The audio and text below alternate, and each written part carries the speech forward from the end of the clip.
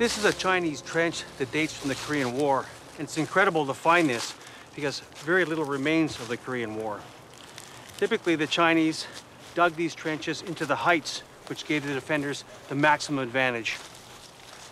This is a gun pit he would use, and you can see the advantage that the defender would have on any attackers. What's remarkable about this position is that it was captured by the Canadians during the action at Chailly. During May and June 1951, the Canadians would join with United Nations forces in a major offensive to drive the communists back into North Korea. And to be successful, they would have to overcome positions such as this and a very determined enemy.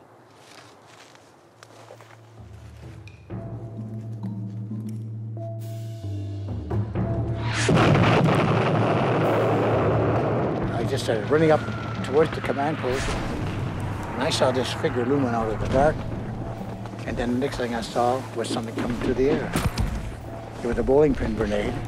It bounced off my chest, and I had two ways to go. I went right, the grenades had gone left.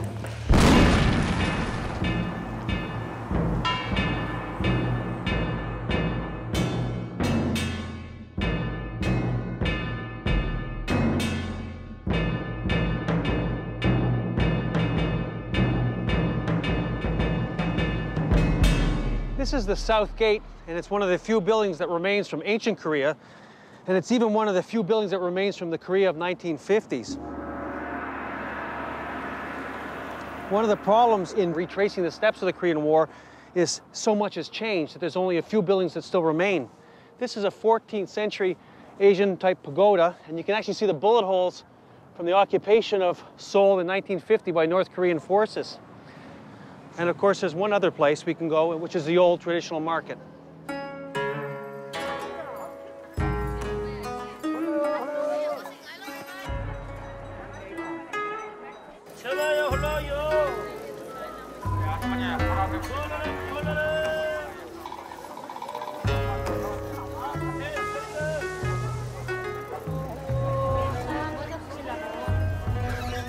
This is the Namdaemun market, and it's a traditional Korean market, much like one of those that you would have seen in the 1950s or during the war.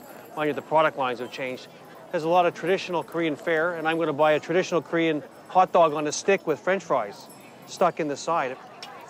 Looks like quite a delicacy. I can get one of these.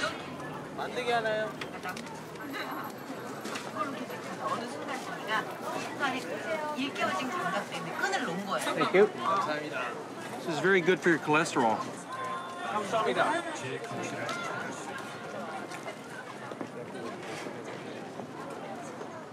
Markets like this are vanishing in Korea, but of course, during the war and afterwards, this is where all the commerce was done. And it still has a traditional flavor to it, just like the ketchup on my hot dog.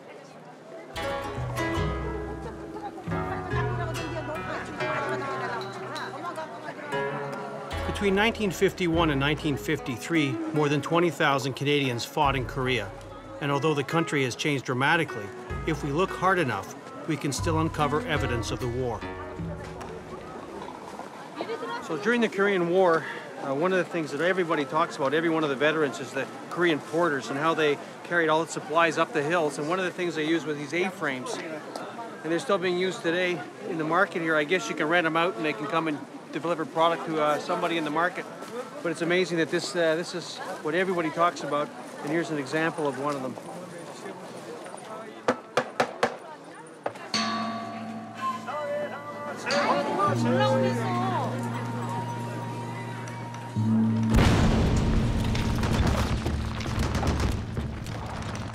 Since June 1950, Korea has been a battleground.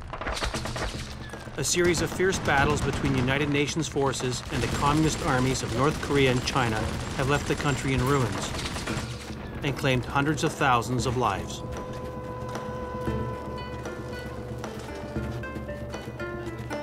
By the spring of 1951, the communist armies have captured territory south of the 38th parallel.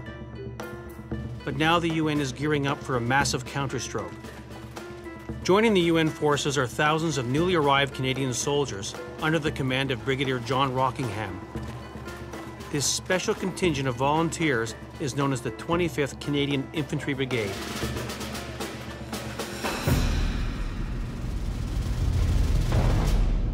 We're driving through the valleys where the 25th Canadian Infantry Brigade advanced in May 1951.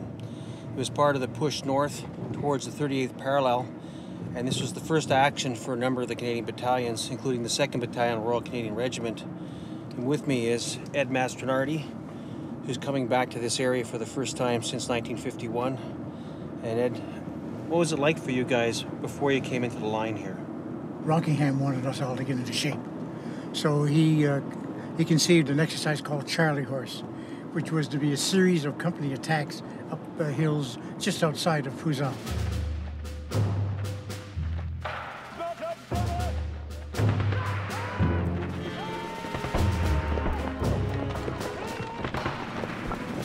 I had 20 scouts and snipers, and we climbed the hill twice a day, and using blank ammunition, we were to be the enemy, the Chinese.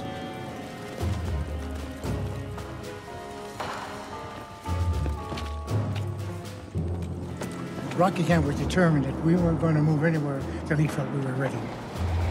After only 2 weeks of training, the Canadians are ordered into action, and they begin their advance north through the Ponchon Valley, pursuing the fleeing Chinese army.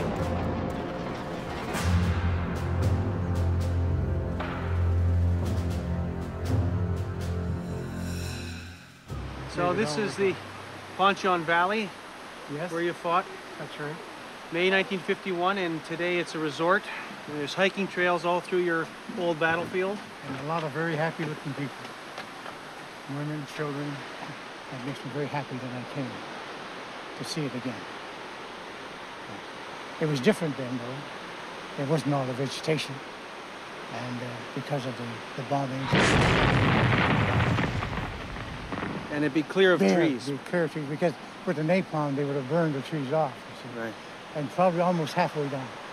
So you would then, would you go up the crests, or would you go? We went up the crests. We followed those ridge lines. Canadians, we were like that. We always looked at the high ground. High ground is a dominant feature. It's the hardest work, but it is the safest way to go. It's worth the sweat.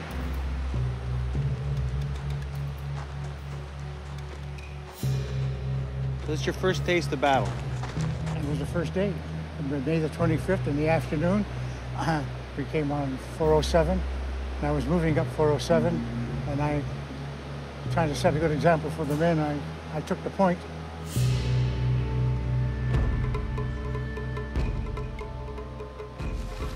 About a third of the way up 407, as I moved around a corner, Chinese soldier came from underneath the boulders. I didn't see him at all. He was just going to shoot me in the back, and my signaler shot him. And I saw these Chinese going down, and Kamazdek, a big smile on his face, said, "You're only one."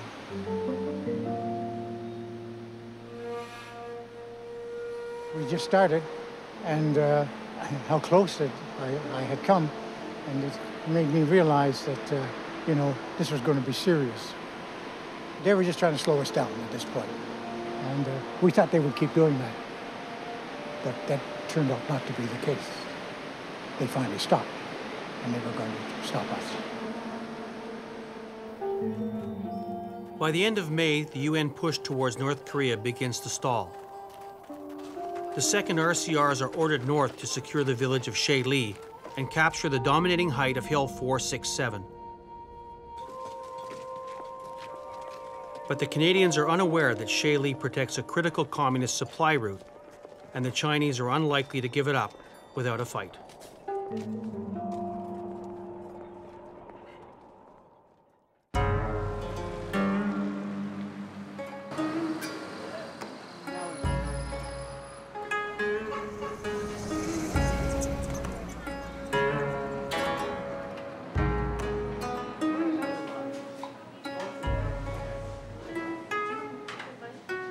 We are on the outskirts of the village of Shaili, which was the battlefield of the 2nd RCR at the end of May 1951.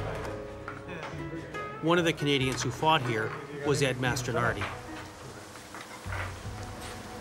Well, the country was certainly very different than anything you're used to. You're going into a completely strange environment.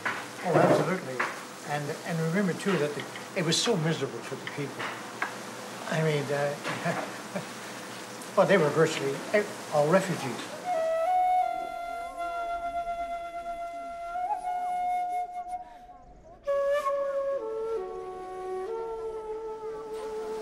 They were frightened. They were terrified. They were frightened. And looking around here and being able to sit in this place and this village, after what the shattering and the shelling and the cleaning it took, it kind of seemed like it was kind of all worthwhile. And it was really wonderful. And it kind of makes you feel kind of proud. I'll have some more beer myself.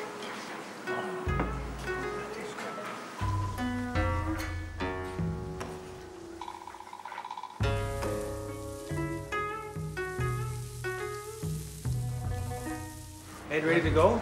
Yeah. We're going to go and try to find your old route up to Hill 467. Okay, let's do that.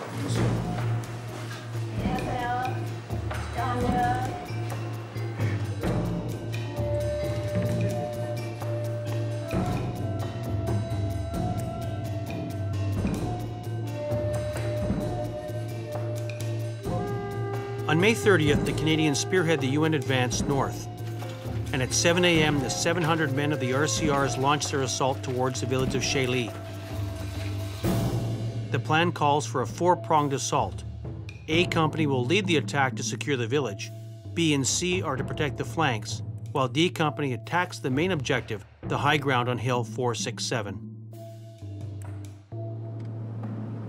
In the distance, I could see 467.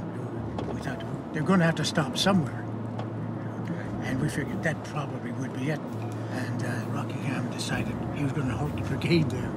And he no sooner stopped us than we heard pop, pop, pop, pop, pop.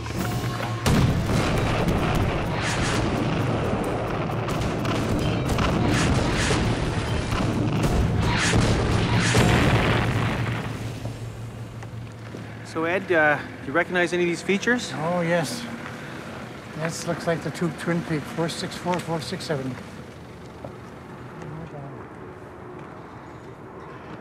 I look at the hills and I think of all the centuries. And here they are, still the same, exactly the same.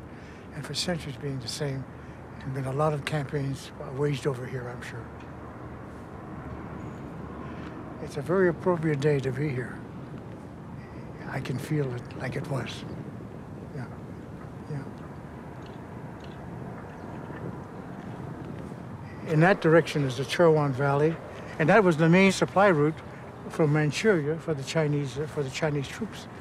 So that's why they reacted to our arrival here. You poked a hornet's nest. Yes, we poked a hornet's nest. A Company was to leave at 6 o'clock in the morning, and at that time there was an airstrike planned, but the weather was so bad, it had been a driving rain all night, that they had to cancel the airstrike.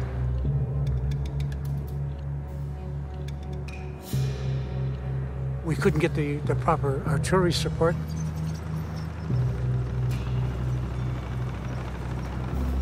But one of the critical things was the maps we had were based on pre-war Japanese maps, and their scale was different.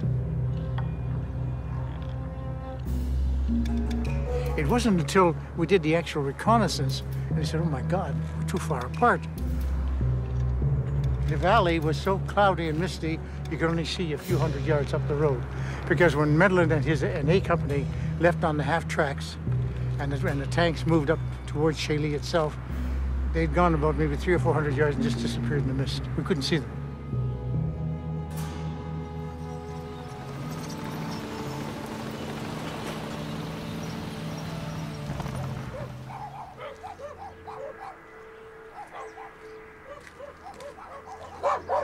This is the old village of Shaili, and on May 30th, 1951, it was the objective of A Company of the Royal Canadian Regiment.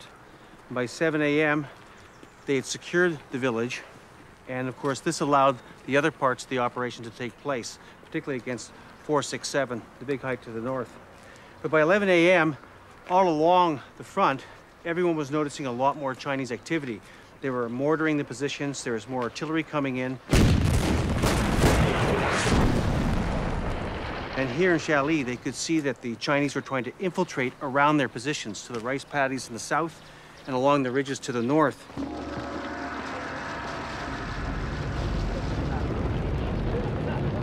From here you can see where C Company would have been on that ridge over here. And of course they had a pretty quiet day. It was so dark and the mist was so low that they really couldn't do much up there, but they held their positions well. But on the big height, you can see the Twin Peaks up there at 467. The fighting was really intensifying.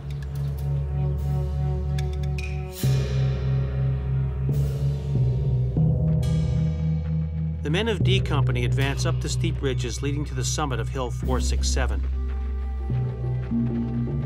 But as they near the top, they come under heavy machine gun fire from well-entrenched Chinese positions.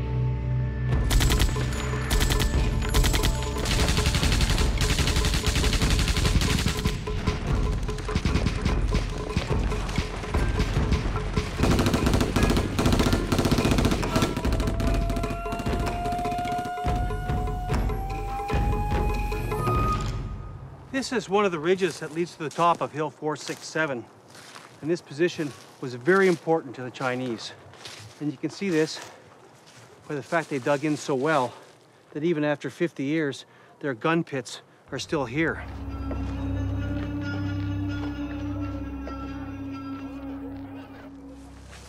You can see they used stone. You can see a little mound here to protect the gunner. And of course, it's here to protect the re-entrant on this side of the ridge. On the morning of May 30th, 1951, 11th Platoon of the Royal Canadian Regiment stormed this ridge and, believe it or not, took it very quickly. And then they proceeded to advance to the summit. They were supposed to meet up with number 12 Platoon, who were advancing up that ridge over there. The problem is the Chinese machine guns on the summit had stopped their advance and inflicted many casualties.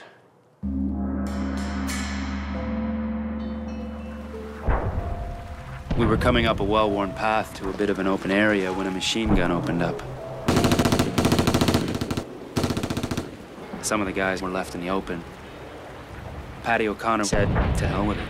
I'm going after my boys."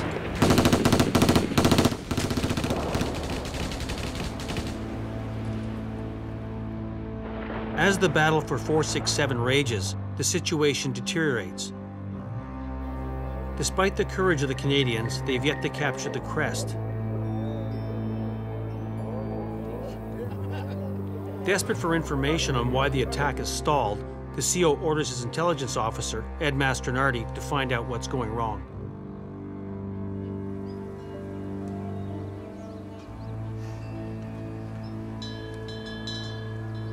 So you've been told to go and find out what's going on? What's going on, exactly, because we couldn't get communication, and we're getting all these reports that the Chinese were moving down, and he wanted to know, well, where are they?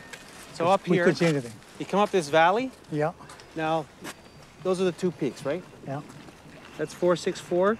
467, that's right. Okay. And they were moving up, they were moving up that side, there. Okay. What did you think when you saw them? I said, oh my God, we got a problem. And then when I reported it to Keane, the first thing he had to do was to tell Rockingham. And when he told Rockingham, with Medlin in trouble here, he had ordered Keane to pull back to the start line. Does Rockingham made the decision right away? Oh yeah, right away.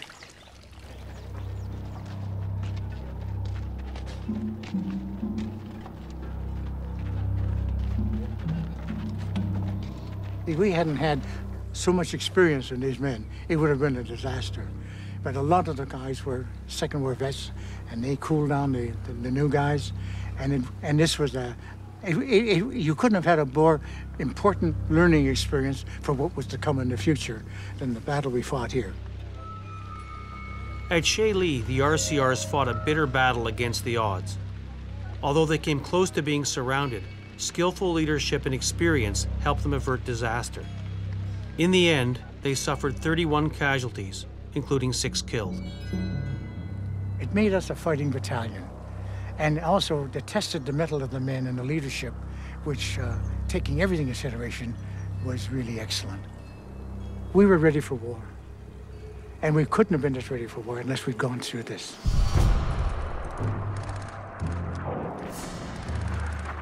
The next day, attacking with overwhelming numbers and air support, Shaili falls to the Americans. And over the next month, the UN forces continue to push back an exhausted Chinese army.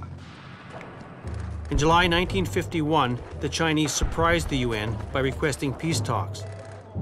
It now appears that the Korean War may soon be over.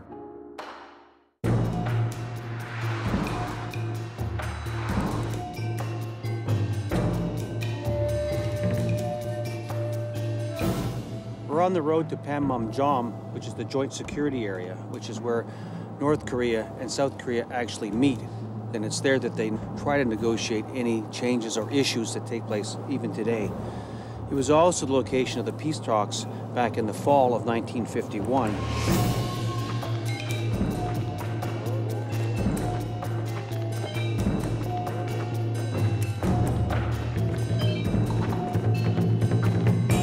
So it's just further on down the road, but it's right in the demilitarized zone. So as we go along, you go through stages of militarization. And as we get closer, you can see more gun emplacements, more soldiers, and more barbed wire, because you're really getting now back into what is a war zone.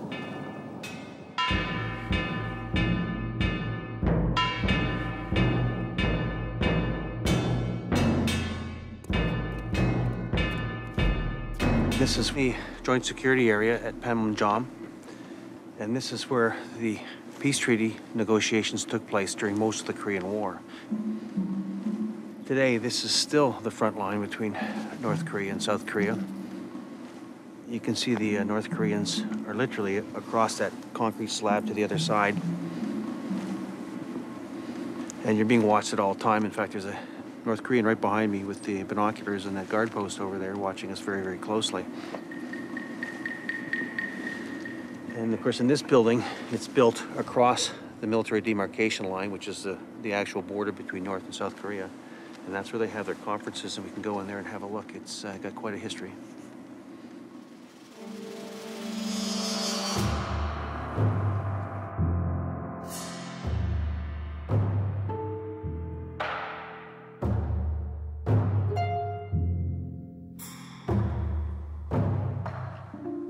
This building is used for negotiations between the North and the South, Americans and the joint security agencies, and the communists. And of course, what's unique about this building is it's built right along the border between North and South Korea. This table marks the line. The set of microphones along here is the border, and I'm now in North Korea. There's a lot of problems in these negotiations. There's a lot of little propaganda pieces being used all the time. You'll often see North Korean soldiers peering through the windows and making certain types of gestures like this.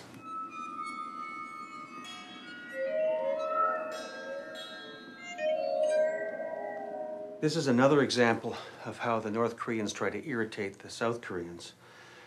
Both sides cannot occupy this building at the same time, so they have to bolt at one end or the other. So this door leads to the north. So when the South Koreans go to leave, a soldier has to come back here and unbolt it. And in the past, the North Koreans have waited for that and tried to grab the soldier and pull him through into North Korea. So now a second soldier has to hold this position and hold the other soldier by his belt as he undoes the bolt. But the difficulty in dealing with the communists has been going on for a long time. This goes back to the Korean War, where the negotiations were taking place in this area, and they would break down and then men would die. And one of the situations in '51 is the communists went to the table as a delaying action, which would allow them time to regroup their troops, bring up more troops, and then launch further attacks on the UN forces. In the fall of 1951, the peace talks break down, and in an effort to restart the negotiations, the UN resumes its offensive. The Canadians advance quickly through the rugged Korean terrain and capture a series of hills east of the Samishan River Valley. The responsibility of holding the strategically important Hill 187 goes to the 2nd RCRs. The men dig in, wire positions, and construct outposts on the many spurs that extend into no man's land.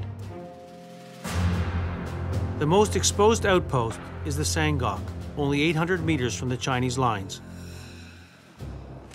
Okay, so What I'm thinking of is down here. Take the binoculars. We'll look it out on the map. See the saddle? That's right. Yes.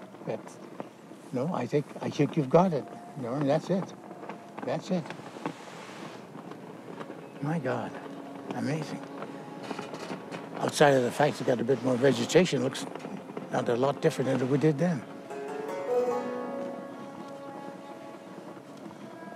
They wanted the outpost manned by the most experienced platoons, and that one happened to be mine. And that's my birthday, the 2nd of November, and I saved a few quarts of beer, and I brought my section commander, my corporals in, and they wished me a happy birthday.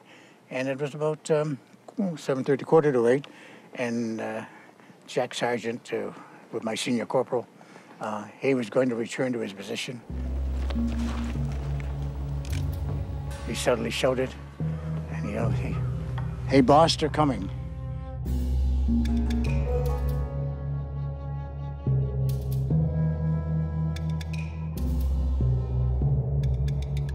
We could hear some movement up towards the wire. And suddenly a voice shouted out in absolutely perfect English, "Canada boy, tonight you die." I got kind of startled. I said, "Well, come and get us, you son of a bitch." And they did. My signal said, "They're just over to the left." And there were 3 of them running right towards me. I had a flare pistol and my 9mm Browning. I shot 2 of them with my 9mm and 1 with the flare pistol. I put a new mag in my 9mm, and then suddenly they charged us through the same gap again. And there was a bugler standing there, oblivious to anything, blowing away, and he was moved within 10 feet. And I shot the bugle right to the back of his neck. It was a terrible thing, but there it went. But we didn't hear any more bugle call from there. Suddenly Jack Sargent reported, "They're coming in on me."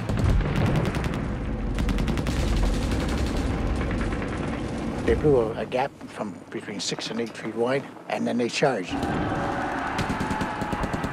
Eddie Bauer, a Bren gunner, just sat there and ta-ta-ta-ta-ta-ta-ta-ta-ta.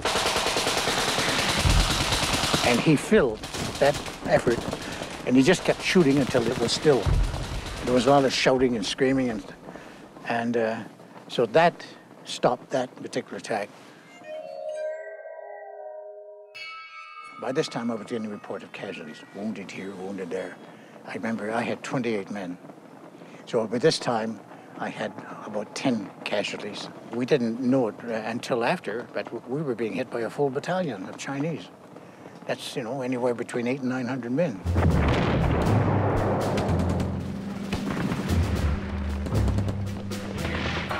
So I reported back that we're running out of ammunition. And I said, it's going to be hard, it's going to be difficult. And suddenly a voice came booming on an effort. "This is Big Sunray." It was the brigadier. He said, "Ed, you've got to hold. You're the cork in the bottle." I said, "I'll do the best I can, sir."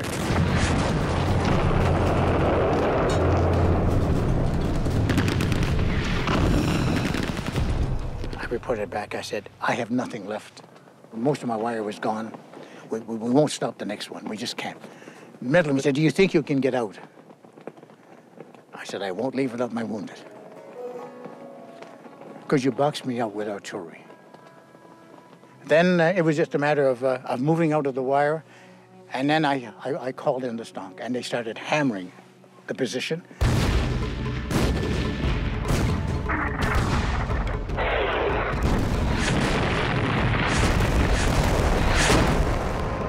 So I'd move back 50 up, what I thought was about 50 yards, and I would say, "Drop 50. And they just keep repeating that. Now, we just kept moving with that.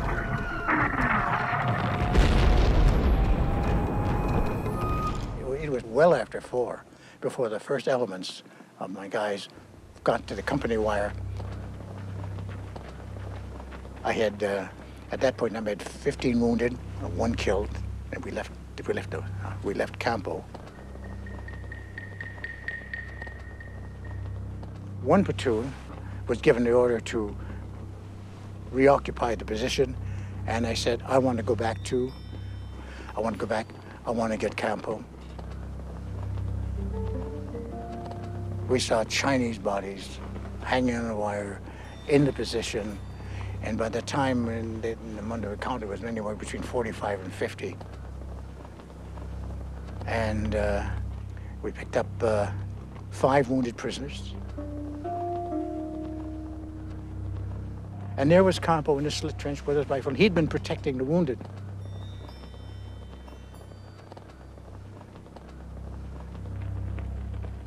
And I'm glad I lived long enough to be able to let them be recognized for what they did, because they're all dead now.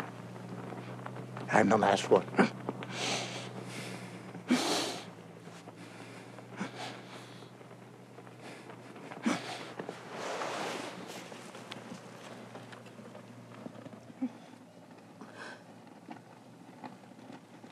I remember them every birthday, every 2nd of November is my time.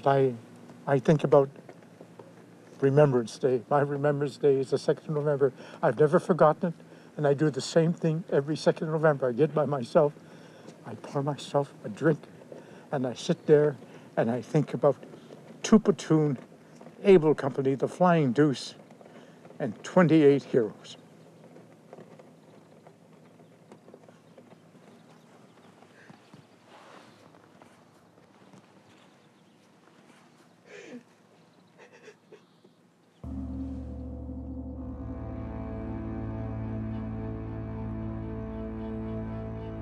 The incredible defense of the Sangok by the 2nd RCRs stops the Chinese attack. But within days, further along the Canadian line, the Chinese strike again.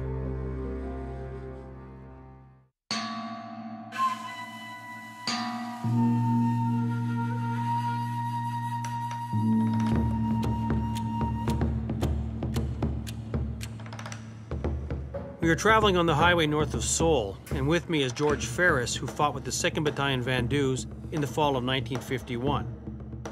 And this is the first time George has been back to Korea. We want to take George back to the old battleground, where his unit fought a major action and a significant action on the saddle between Hill 227 and Hill 355. That was the worst place to be at that time, because the Chinese wanted all these positions, and we didn't want to give them to them. Throughout November, the Chinese attacked the UN front and recaptured several major heights, leaving Hill 355 as the critical anchor of the UN line. In an effort to strengthen this key position, on November 22nd, the Vandues are ordered to occupy the dangerously exposed positions in front of the hill. The area that you fought on is still essentially at war. Well, it's on the demarcation line, or Yeah, just DMZ? It's right inside the DMZ. Yeah. So as we get closer, we'll see the barbed wire and the minefield signs. Oh, And yeah. We don't have to go in the minefields. No. Okay. No. Oh, well, if we do, you have to leave.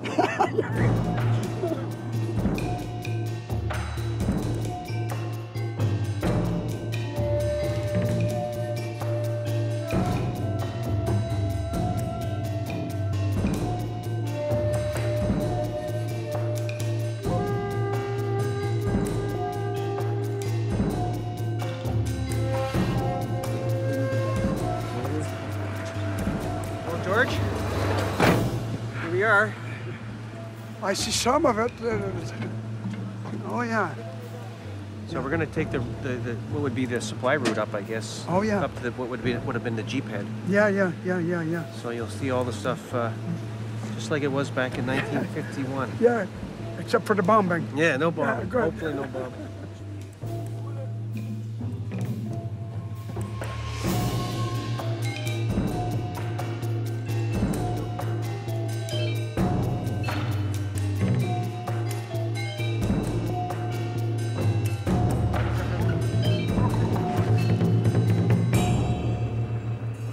There we go. Pack up on the hill.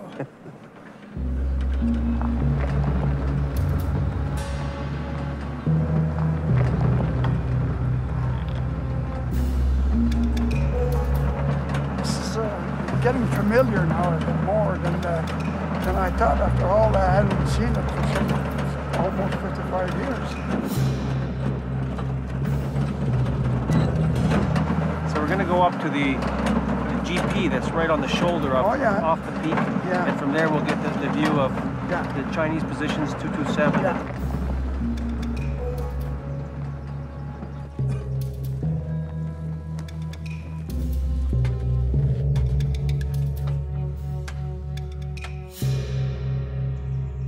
Well, there it is. I see 227 there, and I see also the hill where at the bottom we parked our vehicles and climb up that hill to go right on the saddle.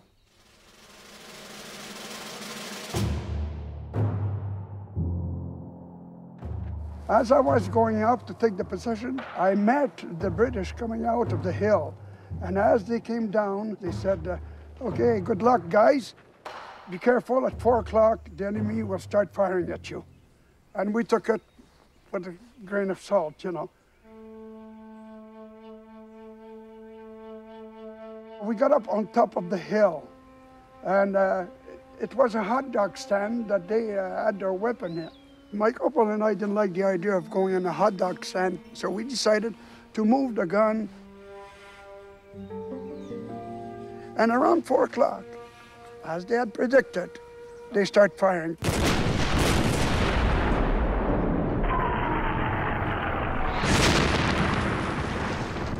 I said, if we would have been in there, we would have been dead today, you know. Well, the first night we carry on digging, and we were being shelled by the enemy. You're in your hole, and you keep your head down, and you hope that it's going to stop soon. And it's scary. We had a dugout. The roof was supported by a beam of wood. I don't know where they got this tree here, but a big piece of a big beam of wood. One of our guys was in there, and when that bunker fell, and when that was hit with a heavy bomb, the beam splintered, and one side of the beam got into the stomach of the guy and killed him on the spot there.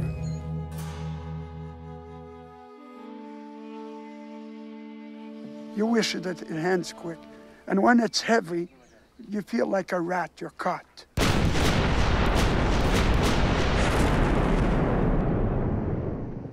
Well, there was question about thoughts of retreating.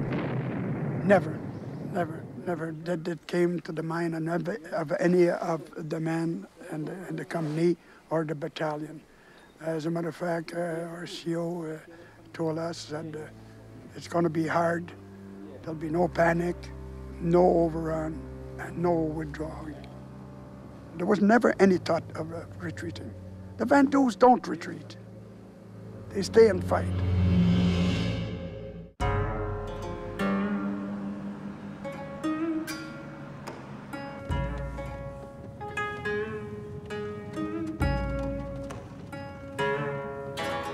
Right now, George and I are traveling along the DMZ towards Hill 210. We are hoping to get a better view of the saddle between Hills 227 and 355, where George fought with the Vandus in November 1951. Well, now it's starting to look like something that I recognize. I see it in the way that I used to see it.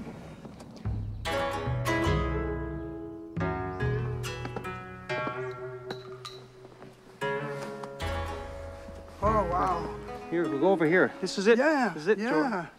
Yeah, now I see it better. The west side of 355. Oh, This is wow, much, wow. Much better than the other point. The other point we were up too high. Yeah, I couldn't see it now. So we're setting it up. The Americans are on the hill proper. That's right. And you guys are D companies in that little hollow area? D company in the saddle there. So where did you have your guns? I had one gun right in the middle. I was with that one gun, right in the middle of the dip there, and on the forward position.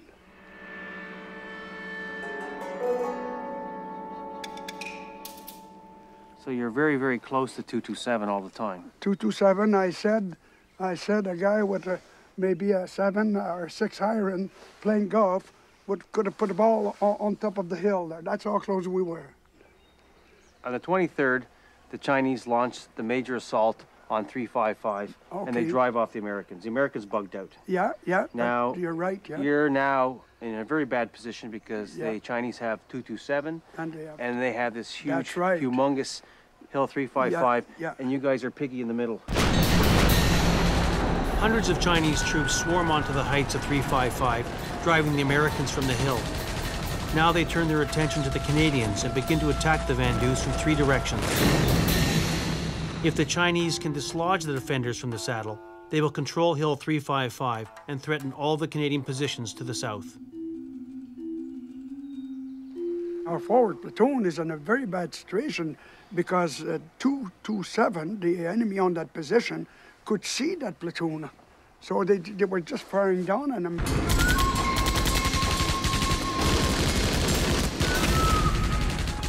After trying hard, they could not hold the position. So they just moved the platoon out of there. And then here I am in the thick of battle, trying to see somebody, you know, ready to shoot. And then I hear some noise, some people climbing the hill. Then I heard somebody say in French to me, you know, don't fire, this is Lieutenant McDuff from the Vandus. And my fingers were white from pressing on that trigger. I was just about literally, you know, I almost killed the poor people. I almost killed them, but I didn't. And one of the soldiers was told probably to go and report to the major that they had been overrun and they had moved to join the other platoon. So he said, are the men all gone? He said, yes, they're all gone. So that's when he asked for support fire, tank fire, to hit the position where the enemy had captured.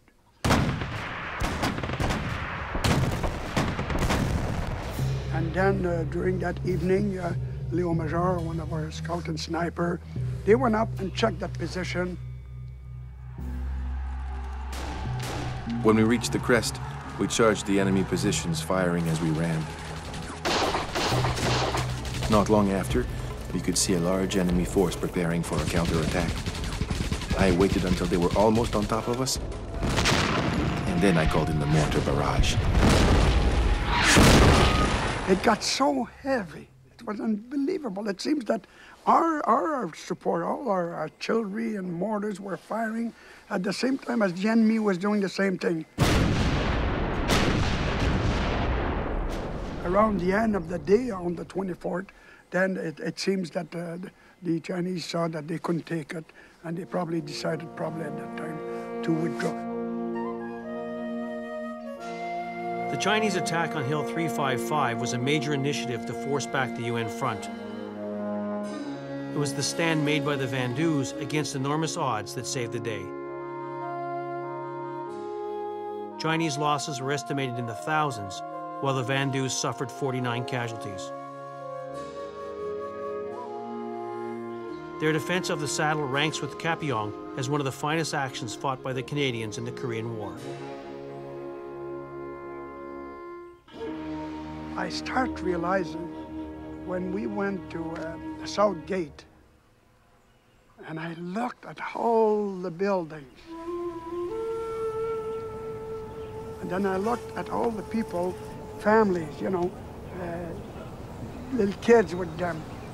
They all had smiles on their face. Around where I was, I kept looking at them. And I said, these people are happy. You know, and I said, this is because of us. Yeah. And that's the first time.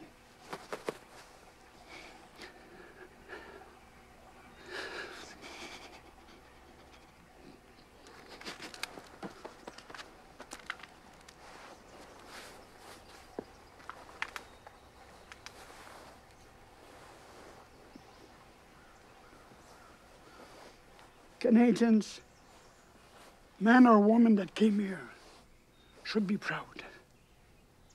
They did a goddamn good job. And I'm proud, and I'm especially proud of my regiment. Le 22. Je me souviens.